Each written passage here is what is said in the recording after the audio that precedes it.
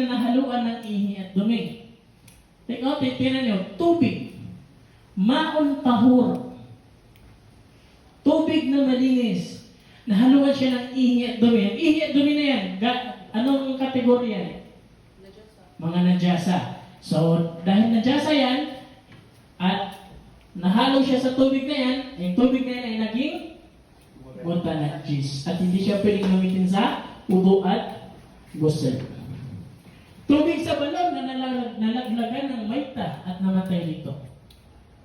Halimbawa, yung manok, meron kang manok. Ha? Tapos, nakatayo siya dito sa ibabaw ng balon. Yung manok mo, hindi nagmana sa'yo na matalino. Yung manok mo ay medyo tatanga-tanga. Tapos, nalaglag. Ha? Nalaglag doon sa balon.